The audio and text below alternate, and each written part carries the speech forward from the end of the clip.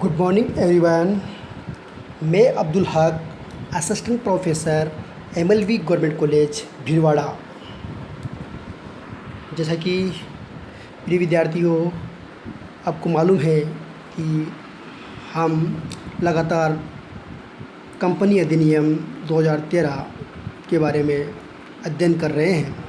इसी कड़ी में आज हम जानेंगे कंपनी अधिनियम 2013 कंपनी एक्ट 2013 की मुख्य विशेषताएं, या हम ये कह सकते हैं युगांतकारी प्रावधान, main salient features and landmark provisions. Landmark provisions यानी ऐतिहासिक जो चेंजेज हुए उसके बारे में हम डिस्कस करेंगे। हमें कंपनी अधिनियम 2013 की जानकारी प्राप्त करने से पहले ये भी ध्यान रखना है कि कंपनी अधिनियम 2013 की मुख्य विशेषता अलग होती है और कंपनी की विशेषता अलग होती है। यहाँ पे बच्चे कन्फ्यूजन हो जाते हैं। तो यहाँ पे हमें कंपनी अधिनियम 13 की विशेषता अलग होती है और कंपनी की विशेषता अलग होती है। ओके, तो ये जानकारी हमें होनी चाहिए। तो यहाँ पे इसके अलावा हमें ये भी जानकारी होनी चाहिए कि हमारा जो सिलेबस है तो वहाँ पे अति लघुरात्मक very short answer type question या शॉर्ट आंसर टाइप क्वेश्चन भी पूछे जाते हैं। तो हम उन जो हमारा सिलेबस है उन प्रश्नों को शामिल करते हुए या उन प्रश्नों को कवर करते हुए ही हम अध्ययन करेंगे और डिस्कस करेंगे कि कंपनी अधिनियम 2013 की मुख्य विशेषता या युगांतकारी प्रावधान क्या है। इसमें सबसे पहले दे रखा है अधिनियमन, नेक्टमेंट। इसका मतलब ये है कि कंपनी अधिनियम 2013 को लोकसभा द्वारा 18 दिसंबर 2012 को तथा राज्यसभा द्वारा 8 अगस्त 2013 को पारित किया गया था। इस अधिनियम को राष्ट्रपति की सहमति 29 अगस्त 2013 को प्राप्त हुई थी। हालांकि ये जो आंकड़ा है, जो ये डेट्स वगैरह है, ये हमने लास्ट वीडियो में भी अध्ययन किया था। लेकिन हमें ये भी जानकारी होनी चाहिए कि जो शॉर्ट आंसर टाइप क्वेश्चन है वहाँ पे ये डेट पूछी जाती है। तो एक बार फिर हमें इन डेट्स को ध्यान में रखते हुए ये जानकारी प्राप्त होनी चाहिए कि कंपनी अधिनियम 13 में लोकसभा द्वारा 18 दिसंबर 2012 को, राज्यसभा द्वारा 8 अगस्त 2013 को पारित किया गया था और ये अधिनियम को राष्ट्रपति की सहमति 29 अगस्त 2013 को प्राप्त हुई थी। हमें मालूम होना चाहिए कि यह क्वेश्चन पूछा जाता है कि भारत के राष्ट्रपति ने कंपनी अधिनियम 2013 को अपनी सहमति कब प्रदान की थी। On which date the president of India give his assent to the companies act 2013। तो हमें ये इसका आंसर ये होगा 29 अगस्त यानी 29 अगस्त 2013 होगा। ओके, ऐसे क्वेश्चन भी एग्ज़ाम में पूछे जाते हैं। अब यहाँ पे ये भी इसमें एक बार इंग्लिश में देख लीजिएगा इसको। The companies act 2013 was passed by Lok Sabha on December 18, 2012 and the Rajya Sabha on 8 August 2013. It issued the President's assent on August 29, 2013. फिर नेक्स्ट जो है कंपनी अधिनियम 13 की जो मुख्य विशेषता है वह है विषय वस्तु यानी कंटेंट्स। तो इसमें भी हमें लास्ट वीडियो में देखा था कि इस अधिनियम में कुल 29 अध्याय, चैप्टर कितने हैं? 29 है। उसी प्रकार जो धाराएं है 470, सेक्शन कितनी है? 470, 7 अनुसूचियाँ है, शेड्यूल्स है। अब यहाँ पे इसमें एक बात और जोड़ी गई है कि नए अधिनियम की ये प्रमुख विशेषता है कि ये मूलतः नियम आधारित अधिनियम है, जिसके प्रावधानों की अनुपालना केंद्र सरकार अर्थात कंपनी मामलों का मंत्रालय MCA द्वारा विनिर्दिष्ट किए गए नियमों के अनुसार की जाएगी। तो ये शब्द MCA हमें बार बार पढ़ने को मिलेगा।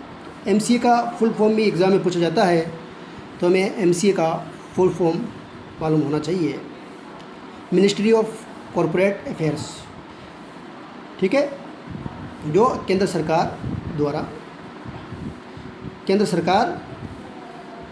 के द्वारा ही ऑपरेट किया जाता है। तो यहाँ पे जो नियम MCA है वही इसमें कंपनी अधिनियम जो 13 में लागू होंगे। ओके, तो नेक्स्ट है, तो इसमें वापस देख लीजिएगा, ministry of corporate affairs of MCA, ये आपको ध्यान रखना है। नेक्स्ट है प्रवर्तक। ये शब्द बहुत इंपॉर्टेंट है। प्रमोटर बार बार आपको जब हम नेक्स्ट अध्ययन करेंगे वहाँ पे ये शब्द आपको पढ़ने को मिलेगा, प्रवर्तक यानी प्रमोटर। इसका अलग से एक चैप्टर दे रखा है, प्रमोटर कौन होता है, प्रवर्तक किसे कहते हैं, इसकी परिभाषा है, उसके बारे में हम नेक्स्ट वीडियो में जानेंगे। लेकिन कुछ सामान्य जानकारी हमें इसके बारे में अवश्य होनी चाहिए। तो कंपनी के निर्माण की दशा में परिवर्तन प्राथमिक कार्य है। ओके, प्रमोशन क्या है, प्राथमिक कार्य है कंपनी का परिवर्तन। यहाँ पे परिवर्तन और प्रवर्तक शब्द अलग अलग है, यानी प्रमोशन यानी परिवर्तन और प्रमोटर यानी प्रवर्तक, इसको हम समझने हैं। तो यहाँ पे कंपनी निर्माण की दिशा में परिवर्तन प्राथमिक कार्य है। जब किसी व्यक्ति के मस्तिष्क में कंपनी की स्थापना का विचार उत्पन्न होता है, यानी किसी व्यक्ति के मस्तिष्क में क्या होता है, कंपनी की स्थापना, कंपनी को बनाने का विचार उत्पन्न होता है, तो वह उस संबंध में आवश्यक जांच पड़ताल करता है, यानी तहकीकात करता है तथा पूछताछ करता है।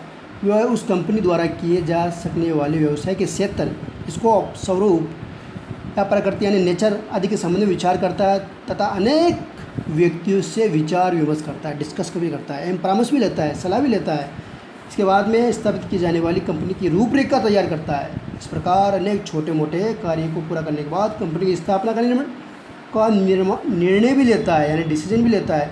इस प्रकार कंपनी के निर्माण के संबंध में किए जाने वाले प्रारंभिक यानी जो सबसे पहले जो कार्य हैं, प्रारंभिक कार्य है, शुरुआती जो कार्य हैं, प्रीलिमिनरी का जो वर्क है कि संपूर्ण श्रृंखला को ही परिवर्तन कहते हैं। तो ये तो हमने जाना परिवर्तन किसे कहते हैं, लेकिन प्रवर्तक क्या होता है। प्रवर्तक एक व्यक्ति होता है जो क्या करता है, यहाँ पे हम देखा प्रवर्तक शब्द है उपयोग किया गया है। इसमें क्या कहा गया है कि प्रवर्तक से तात्पर्य उस व्यक्ति से है जो निम्नलिखित में से किसी भी एक शर्त को पूरा करता है। अब वो शर्त कौन सी है, जिसका नाम प्रविवरण में प्रवर्तक के रूप में लिखा गया या नामांकित किया गया, या जिसकी पहचान कंपनी की वार्षिक विवरणी में प्रवर्तक के रूप में की गई है, या जिसका अंशधारी संचालक अथवा अन्य किसी भी कंपनी के प्रत्यक्ष या परोक्ष रूप में कंपनी के कामकाज पर नियंत्रण करता है। तो यहाँ पे अलग अलग बातें बताई गई है, लेकिन यहाँ पे सारांश के रूप में हम ये कह सकते हैं प्रवर्तक से तात्पर्य किसी ऐसे व्यक्ति से या व्यक्तियों के समूह से है जो किसी कंपनी के निर्माण की योजना की कल्पना करता है। ओके, सबसे मोटी बात इसमें क्या है, प्रवर्तक से तात्पर्य किसी ऐसे व्यक्ति या व्यक्तियों के समूह से है जो किसी कंपनी के निर्माण की योजनाओं की कल्पना करता है और इसके समामेलन एवं उसकी प्रारंभिक पूंजी प्राप्त करने हेतु आवश्यक कदम उठाता है। साथ साथ समामेलन के बाद जब ये अपना कारोबार करता है तथा तब उसके अधिकांश अंशों के धारक के रूप में अथवा उसके संचालक के रूप में उसके संचालक मंडल को सलाह निर्देश अथवा अनुदेश भी देता है। तो ये हम प्रवर्तक के बारे में जानकारी प्राप्त की। और हम जब कंपनी के निर्माण या समामेलन, promotion and incorporation of company का जो चैप्टर आएगा उसमें हम उसके बारे में विस्तारपूर्वक अध्ययन करेंगे।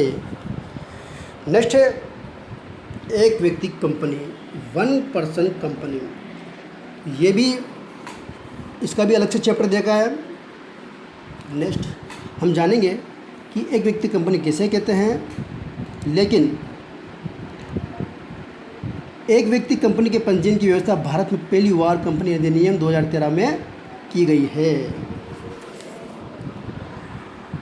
यह अधिनियम की व्यवस्था व्यावसायिक संगठन के एकाकी प्रारूप की अनेक समस्याओं, दोषों से, तो व्यावसायिक संगठन की एकाकी प्रारूप की अनेक समस्याएं या जो सीमाएं हैं या दोष है से मुक्ति दिलाने की दिशा में महत्वपूर्ण प्रयास है।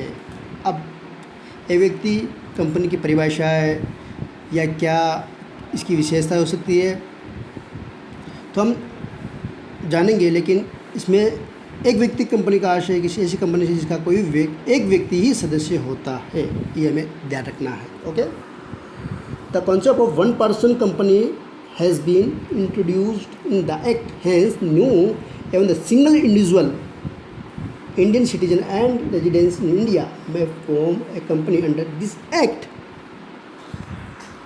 नेक्स्ट है निगमीय सामाजिक दायित्व की अवधारणा, concept of corporate social responsibility. बहुत इंपॉर्टेंट अवधारणा है ये। इसके अंतर्गत क्या बताया गया है कि CSR कंपनी अधिनियम 2013 में एक युगांतकारी प्रावधान यानी लैंडमार्क प्रावधान है, निगमीय सामाजिक दायित्वों का प्रावधान। इस प्रावधान के अनुसार कुछ विशेष प्रकार की कंपनियां, ओके, सभी कंपनियों की नहीं, कुछ विशेष प्रकार की कंपनियों को अपने पिछले 3 वर्षों के औसत लाभ की कम से कम 2% राशि, कितने परसेंट, 2%, यानी 2% राशि निगमीय सामाजिक, क्या करना पड़ेगा, सामाजिक दायित्व, सोशल रेस्पॉन्सिबिलिटी की क्रियाओं पर व्यय करना पड़ेगा, खर्च करना पड़ेगा। ये राशि व्यय करने के लिए कंपनी के कार्य क्षेत्र के आसपास के इलाकों को प्राथमिकता दी जाएगी। तो यहाँ पे ये भी इम्पोर्टेंट बात है, क्या है, ये राशि व्यय करने के लिए कंपनी के कार्य क्षेत्र के आसपास के इलाकों को ही प्राथमिकता दी जाएगी। Okay, the act introduce the concept of corporate social responsibility, या इसको हम कह सकते हैं CSR। Companies of specified size will have to spend at least 2% of their average net profit during 3 preceding year activities।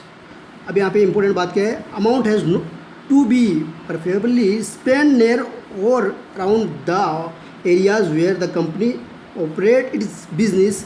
The provision is likely to promote inclusive growth। तो इसके बारे में हमने जाना, क्या होता है, जो अवधारणा है CSR की अवधारणा क्या होती है उसके बारे में हमने जाना। अब नेक्स्ट है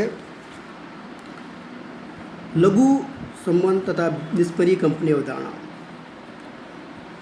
तो इसके अंतर्गत concept of small associate and permanent company, ये अवधारणा भी इस अधिनियम में लघु कंपनी या संबंध यानी एसोसिएट कंपनी तथा निष्क्रिय यानी अनएक्टिव पर सुप्त कंपनी की अवधारणा को भी शामिल किया गया है, यानी डेफिनेशन जो परिभाषित है, डिफाइन किया गया है। इसमें भी कौन कौन सी कंपनियों को, कंपनी अधिनियम 2013 में एक तो लघु और संबंध यानी स्मॉल या एसोसिएट संबंध या निष्क्रिय यानी टर्मिनेट, या हम ये कह सकते हैं अनएक्टिव कंपनियों को भी परिभाषित किया गया है, डिफाइन किया गया है। हालांकि हम नेक्स्ट वीडियो में हम जानेंगे इनके विस्तारपूर्वक अध्ययन किसे कहते हैं निष्क्रिय कंपनी। तो कंपनी का वर्गीकरण नेक्स्ट चैप्टर दे रखा है, वहाँ पे हम विस्तारपूर्वक अध्ययन करेंगे। इसमें इम्पोर्टेंट बात ये है कि निजी कंपनियों के लिए निजी कंपनियों के सदस्यों की अधिकतम सीमा को 50 से बढ़ाकर 200 कर दिया गया। ओके, तो ये इम्पोर्टेंट इसमें प्रावधान है। The limit of maximum members of private company has been increased from 52 to 200। अब नेक्स्ट है प्रतिभूतियों का निजी आधार पर निगमन, issue of securities through private placement. इस अधिनियम में निजी आधार पर प्रतिभूतियों के निगमन की व्यवस्था की गई है। अतः कंपनी प्रविवरण जारी कर यानी प्रोस्पेक्टस जारी कर प्रतिभूतियों के सार्वजनिक निगम के साथ साथ निजी आधार पर प्रस्ताव कर प्रतिभूतियों का निर्माण कर सकेगी। Okay, the provision with respect to private placement of securities have been included in the act along with the provision relating to public issue of securities। Next है संचालक मंडल, बोर्ड ऑफ डायरेक्टर। यहाँ पे कंपनी अधिनियम 2013 है, उसमें परिवर्तन किया हुआ है संचालक मंडल के बारे में। कंपनी के संचालक मंडल का सदैव ही गठन होता आया है। हालांकि क्या होता है, कंपनी के संचालक मंडल का गठन सदैव ही गठन होता आया है, किंतु इस अधिनियम में कौन सा अधिनियम कंपनी अधिनियम 2013 है, उस अधिनियम में ये प्रावधान किया गया है कि एक व्यक्ति कंपनी में कम से कम एक संचालक होना अनिवार्य है। ओके, एक संचालक होना। इसी प्रकार कंपनियों के लिए अधिकतम संचालकों की संख्या 15 रखी गई है।